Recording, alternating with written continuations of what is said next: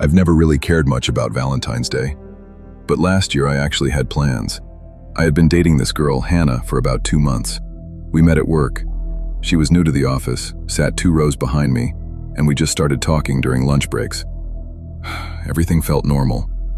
About a week before Valentine's Day, she mentioned something small that I didn't think much of at the time.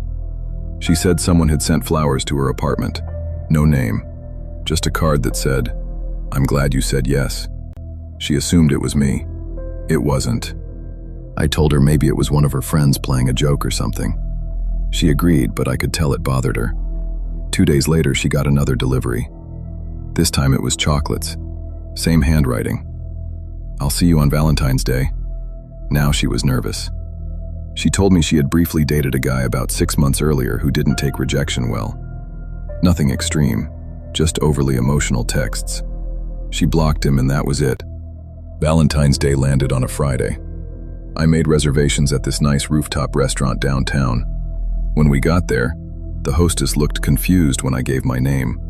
She said, "Oh, you already checked in about 20 minutes ago." I laughed and told her that wasn't possible. She turned the tablet around and showed me. My full name. Checked in. Party of 2. Seated. My stomach dropped. I told her that wasn't me.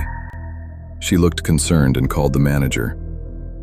The manager said a guy came in, gave my name, and said his girlfriend would be joining him soon. He described Hannah perfectly.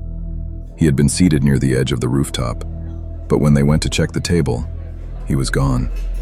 Just a half-finished drink sitting there. We both felt sick. The manager apologized and moved us to a different section. We tried to brush it off, but the entire dinner Hannah kept looking over her shoulder. When we left the restaurant, I noticed something. There was a single rose tucked under my windshield wiper. No note this time, just the rose. We drove back to my apartment instead of hers because she didn't want to be alone. Around 1:30 a.m., we were watching TV when my phone buzzed. Unknown number. It was a picture. A picture of us walking out of the restaurant, taken from across the street. Then another text. "You took my seat." I ran to the window, but the parking lot was empty. We called the police. They came, took a report, told us to document everything. The next morning, Hannah remembered something. The guy she briefly dated? He worked as a freelance photographer.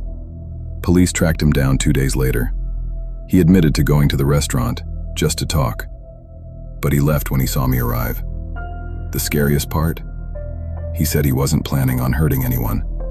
He just wanted to experience one last Valentine's dinner with her. Under my name. This happened 4 years ago. My boyfriend at the time, Caleb, and I had been together for almost a year. Valentine's Day was kind of our thing because it was close to our anniversary. We decided to rent a small cabin about an hour outside the city. Just one night. Something quiet. When we arrived, there was another couple in the parking lot unloading their car. The woman smiled at me a little too long. I ignored it. Inside, the cabin was cozy. Fireplace, small kitchen, 1 bedroom. The owners left a welcome basket with snacks and wine. About an hour after settling in, there was a knock on the door. It was the same couple from the parking lot. The woman introduced herself as Elise. The man barely spoke. She said they noticed it was Valentine's Day and thought it would be fun to celebrate with another couple. We politely declined.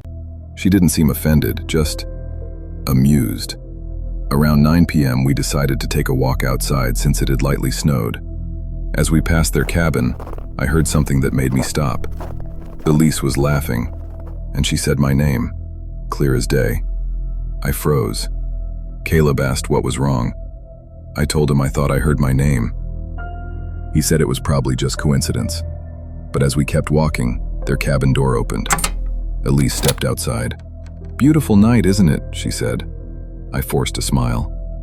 Then she looked at Caleb and said, "Don't you think so, Caleb?" Neither of us had told them his name. We walked back quickly. Inside our cabin, I started panicking. Caleb checked the welcome paperwork. Our names were on the reservation form that was left on the kitchen counter, visible through the window. Around midnight, the power went out.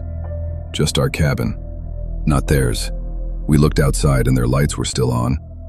Then we heard footsteps in the snow. Circling the cabin, Caleb grabbed the fireplace poker. I peeked through the blinds. Elise was standing near our bedroom window, just staring at the house, smiling. Her boyfriend was near the car, and that's when Caleb noticed something. Our tires, both slashed. Police came after we called, but by the time they arrived, the couple was gone. Turns out they weren't registered guests. They had broken into the empty cabin next to ours. The owners later told us another couple had reported them at a different property the month before. They would approach couples on romantic holidays, gain information, then disable their cars. No one ever figured out what their end goal was. We stopped doing cabin trips after that. Valentine's Day feels different when you realize how isolated you really are. This happened during my sophomore year of college. I had just gotten out of a long relationship in January, so I didn't want to be alone on Valentine's Day. I re-downloaded a dating app, matched with a girl named Brielle. She was funny, sarcastic, kind of mysterious. We talked for about a week before deciding to hang out. Valentine's Day fell on a Thursday. She came over around 8 p.m. We ordered pizza and watched a horror movie, ironically. Everything felt normal. She was quiet at times, but I just assumed she was shy. Around midnight, she asked if she could spend the night because it was raining heavily. I said sure. We went to bed around 1 a.m. I woke up at 3:12 a.m. because I felt like someone was staring at me. You know that feeling? I opened my eyes. Brielle wasn't next to me. I thought she was in the bathroom. Then I noticed the bedroom door was slightly open. I sat up. And that's when I saw her. She was standing in the corner of my living room, completely still, facing the wall. I said her name. No response. I walked closer and said it again. Still nothing. I reached out and lightly touched her shoulder. She slowly turned around. Her face was blank. No emotion at all. Then she whispers, "You weren't alone before me." I felt my stomach twist. "What are you talking about?" I asked. She tilted her head. "You still talk to her." I realized she meant my ex. I hadn't spoken to my ex in weeks. Suddenly, Brielle started laughing. Not loud, just soft. Then she walked to my kitchen, grabbed her phone from the counter and showed me something. Screenshots of my Instagram, private messages, photos from months ago. She had somehow accessed my account. Before I could process it, she ran toward the front door, opened it, and left. Barefoot, in the rain. I locked the door immediately.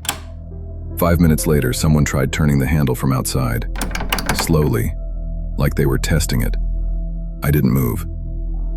After about 30 seconds, it stopped. Police were called. Her dating profile was gone, Snapchat deleted, number disconnected. I later found out my Instagram password had been changed 2 weeks before we matched. She had been watching my account before we ever met.